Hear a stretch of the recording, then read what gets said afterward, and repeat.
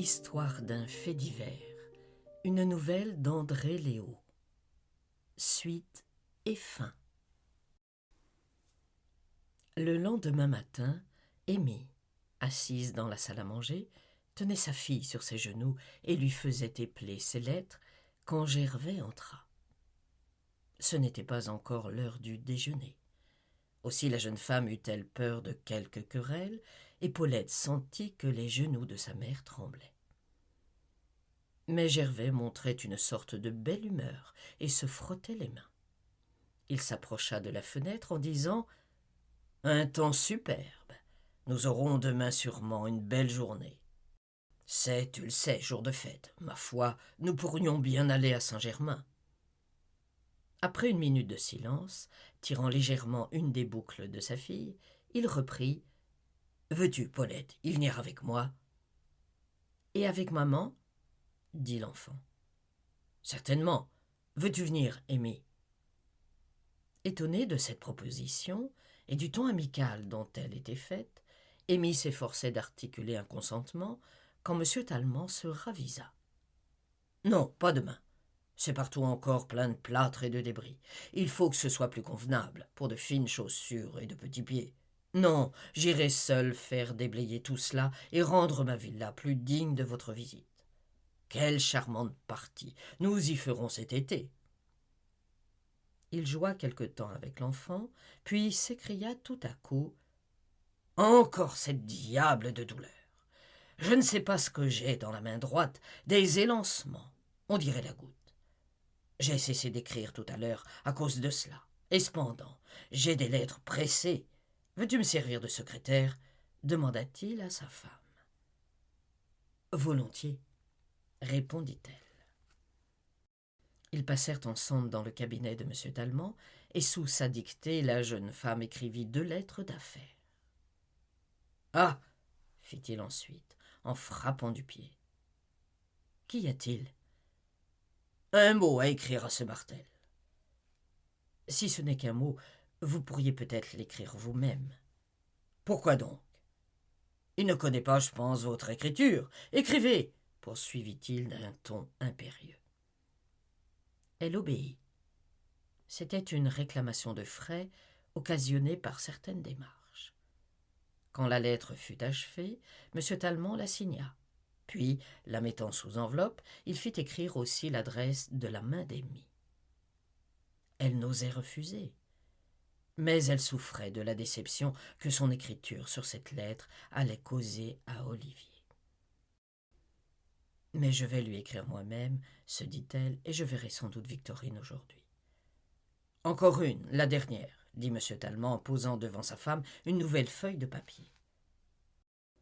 Tout de suite, elle mit en haut « Monsieur ». Il la lui arracha des mains. « Ce n'est pas cela, pas de titre. Faites ce que je vous dis et rien davantage. Écrivez. Demain à 2 heures, chez moi, nous serons seuls.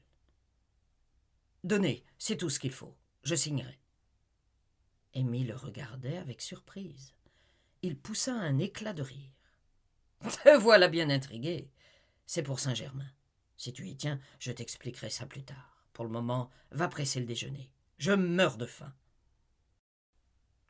Quand il fut seul, il tira de son enveloppe la lettre qu'il disait destinée à M. Martel, la réunit aux 2 autres qu'il avait fait écrire en premier lieu et les brûla toutes les 3 dans le foyer. Puis, dans l'enveloppe qui portait l'adresse de M. Martel, écrite de la main d'Amy, il inséra la feuille où se trouvait cette seule phrase « Demain à 2 heures, chez moi, nous serons seuls. » Il cacheta, prit son chapeau et se dirigea vers la porte. Là, son pas se ralentit, son regard devint indécis, et il s'arrêta. « Eh bien, » murmura-t-il, « n'est-elle pas coupable ?» Alors, d'un brusque mouvement, il sortit. Quand il revint, il était un peu pâle. Il entra dans la cuisine et, trouvant la bonne seule, il dit « Si madame Levert venait aujourd'hui, vous lui diriez que madame est sortie, et n'y sera pas non plus demain. » Pendant le reste de la journée, Amy espéra en vain la visite de Victorine et des nouvelles d'Olivier. 2 ou 3 fois, la sonnette retentit, et chaque fois elle crut voir paraître son ami. Mais c'était seulement, lui dit Maria, des personnes qui demandaient monsieur ou qui se trompaient de porte. Elle écrivit à Olivier.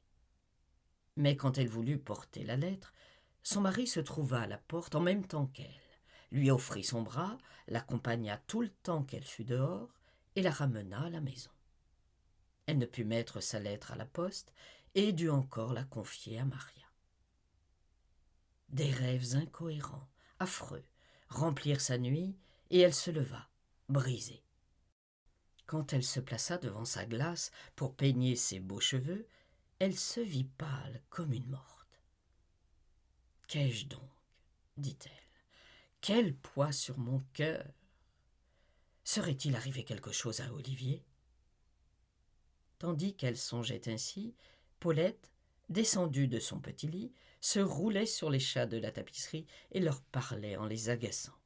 « Tu vas avoir froid, ma chérie, » dit la jeune mère, et saisissant l'enfant demi-nu, elle l'enveloppa de son sein et de ses bras. En contemplant cette jolie tête blonde, ses yeux se mouillèrent. « Paulette, » dit-elle en la serrant contre elle, « Paulette, ma chère fille. » Un nouveau transport la prit au cœur, et elle serra l'enfant plus fort encore, en répétant « Ma chère fille. »« Oh, tu me fais mal, » dit la petite. « Qu'est-ce que tu as comme ça, à pleurer toujours ?» ajouta-t-elle avec son bégaiement enfantin, les yeux fixés sur sa mère. « Ce n'est rien, » dit la jeune femme, « rien, mon ange. » Et fâchée d'avoir inquiété l'enfant, elle ouvrit la fenêtre en disant « Vois comme il fait beau !» Au dehors brillait un soleil radieux, ce doux premier soleil qui dore les feuilles naissantes et va éveiller sous la mousse les fleurs des bois. Des marmots joyeux gazouillaient sous la fenêtre. Sur le trottoir, en face, une jeune fille souriante choisissait un bouquet dans un panier de fleurs. C'étaient des muguets. « Un bouquet ?» demanda Paulette. Amy envoya la bonne en acheter un, et quand on lui remit ses fleurs, à l'enivrant parfum, elle les respira longtemps. « Oh, le printemps !» murmura-t-elle. « Est-ce bon ?» Un instant après, elle éloigna le bouquet, disant qu'il lui faisait mal. Mais son oppression et son malaise persistèrent. Cependant, elle voulut s'habiller, elle passa une jupe de soie grise, garnie de bleu, un corsage blanc et serra sa jolie taille d'une ceinture bleue à longs bouts.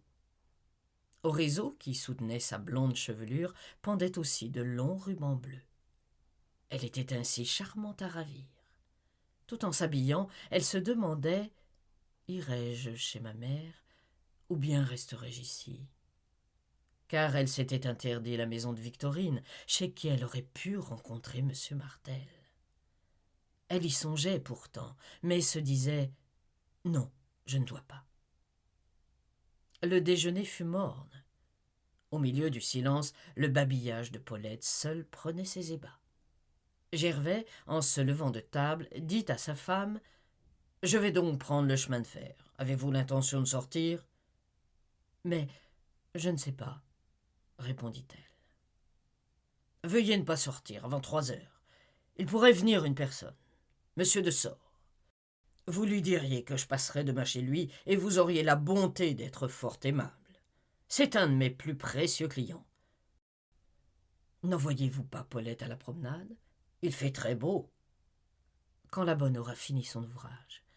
Mais comme vous êtes pâle, Gervais, seriez-vous malade ? Je me porte fort bien, dit-il sèchement, et il sortit. Après son départ, Amy s'occupa de la toilette de l'enfant. Et elle ne pouvait se lasser de la regarder, allant et venant dans la chambre, de son petit air important et fier. Comme elle était jolie, sa Paulette! Aux Tuileries, souvent, on se retournait pour la voir. Elle a le cœur bon aussi, elle est aimante, comme à cet âge on peut l'être. Amy, du moins, est une heureuse mère. Cependant, plus elle contemple sa fille, plus ses yeux se remplissent de larmes, et elle se demande encore Mon Dieu, qu'ai-je donc? Paulette partit avec la bonne, la jeune femme alla s'asseoir, toute pensive, dans le salon. Sur le canapé de velours bleu, cette harmonieuse figure, penchée, se détachait idéale. Et de la glace placée derrière elle, les autres glaces la répétaient à l'envi. Par moments, elle respirait fortement, comme oppressée. Elle regardait la pendule, puis le ciel. « N'aurons-nous pas de l'orage ?» se demandait-elle, et de temps en temps elle pressait de la main son cœur agité. La pendule marquait 2 heures à peine, quand un coup de sonnette fit tressaillir la jeune femme. « Sans doute, ce monsieur sort, » pensa-t-elle en allant ouvrir. Mais une exclamation étouffée de joie, de surprise et de terreur lui échappa. C'était Olivier. Il entra vivement et referma la porte. « Nous sommes bien seuls, vraiment ?» demanda-t-il, et il la serra dans ses bras avec transport. « Ah, mon ami !» lui dit-elle. « Quelle imprudence !»« Oui, mais qu'importe. Merci, merci 1000 fois. Oh, que tu es bonne !» Par lettres, dans le lyrisme de sa passion, il l'avait tutoyée déjà. Et les angoisses de l'absence, et ces épanchements de l'âme que de loin rien n'arrête, avaient rendu profonde leur intimité. Quand elle eut repris sa place dans le salon, il dit encore, en s'agenouillant devant elle, « Oh, merci, je voulais te voir, il le fallait. Je rêvais des choses impossibles, folles. Quand ta lettre m'est venue, que je suis heureux. » Ma lettre n'autorisait pas une telle imprudence, Olivier. Si mon mari, comme l'autre fois, revenait, je meurs de terreur. Ne m'as-tu pas écrit de venir à 2 heures, que nous serions seuls? Non, non. Comment? Tu rêves, mon amour. J'ai ta lettre, la voici. Elle reconnut la phrase écrite par elle-même, la veille, sous la dictée de son mari, et les yeux pleins d'épouvante. Que veut dire cela, mon Dieu? Oh, que va-t-il faire? Je ne comprends pas, mais j'ai peur. Olivier, pars, je le veux, tout de suite, je t'en supplie, pars. Soit, s'écria-t-il, mais avec toi. Et moi aussi, je le crains pour toi, cet homme, et je n'aurai ni bonheur ni sécurité que je ne t'ai arraché de lui. Suis-moi, viens, aujourd'hui même. Je vous l'ai dit, mon ami, c'est impossible. Alors, vous ne m'aimez pas. Vous ne comprenez pas que loin de vous la vie m'est insupportable. Je ne puis plus, je ne veux plus, non, souffrir ainsi. Non, vous ne m'aimez pas. Votre fille toujours, qu'importe. Que m'importe ma mère à moi? Elles vivront sans nous. Quand on s'aime, comme nous nous aimons, on est seul au monde. Et le devoir, l'honneur, Dieu même, c'est l'amour. Il l'enveloppait de ses bras et la pressait sur son cœur en parlant ainsi. Elle se taisait. Il crut qu'elle était vaincue, et se levant, il la prit par la main pour qu'elle se levât aussi. « Va mettre ton chapeau, je cours chercher une voiture, et nous serons libres, heureux. »« Olivier, » dit-elle d'une voix faible. « Oh, vous n'êtes pas généreux, ce n'est pas bien. Vous êtes fort, on vous a fait connaître le devoir, la justice. On vous a donné la science et la réflexion. Moi, je suis restée ignorante et faible. Vous voulez m'entraîner au mal. Je vous aime, oui, oh oui, je vous aime, Olivier, mais je ne dois pas abandonner mon enfant. » Il resta muet un instant, debout devant elle, toujours assise sur le canapé. Tout à coup, il vit les traits de la jeune femme exprimer une vive terreur. Elle étendit le bras en avant, comme pour écarter quelque chose d'horrible. Un coup sec se fit entendre, les bras d'Amy s'écartèrent. Sa tête se pencha sur sa poitrine, et un flot de sang rougit au-dessus du sein la mousseline blanche. M. Tallemant était debout au milieu du salon, un revolver à la main. Comme Olivier, revenu de sa stupeur, allait se précipiter sur lui, il l'ajusta et lui cassa l'épaule. Se dégageant alors facilement de l'étreinte du jeune homme, il sortit. Sur l'escalier, à la première personne qu'il rencontra, il dit « Je viens de venger mon honneur. J'ai tué ma femme dans les bras de son amant. » Il se rendit ensuite chez le commissaire de police le plus proche et se constitua prisonnier. Les personnes accourues sur le lieu de cette catastrophe y trouvèrent Olivier qui, fou de douleur, s'efforçait en vain, par les appels les plus tendres et les caresses les plus passionnées, de rappeler Amy à la vie. Elle était morte. La balle avait frappé le cœur. Elle était là, dans sa fraîche toilette, maintenant toute souillée de sang, renversée comme une fleur que la faux vient de trancher, et son front, son doux visage, gardant encore une expression de pureté qui, du sein de la mort, repoussait l'outrage. Le lendemain, je lisais ce fait divers dans les journaux, entre une réclame de fête et le récit d'un vol. De tous ceux qui l'eurent, moi seul peut-être y pensais l'instant d'après. Ces tristes annales de la 3e page offrent cependant la mesure de la moralité de nos temps et mériteraient les méditations du philosophe.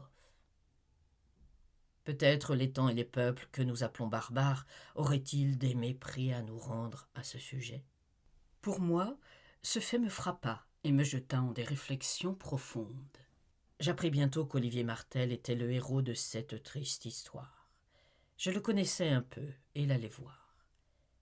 Il n'avait à Paris d'autres amis que les Levers et ne voulait point appeler sa mère. Je le soignais. C'est lui qui m'a tout raconté. Maintenant, il est guéri. Et bien triste encore. Il assure même qu'il ne sera jamais consolé. Le temps décidera. Absous par la loi et par ses juges, M. Tallemant n'a subi qu'1 mois de prison. Il avait renoué avec Léo Caddy. Mais elle vient de partir pour l'Amérique avec un banquier de New York, dont elle a fait la connaissance au Château des Fleurs. M. et Mme d'Anjou élèvent Paulette. Ils arrondissent magnifiquement sa dot et se proposent de la marier aussitôt qu'elle aura 16 ans.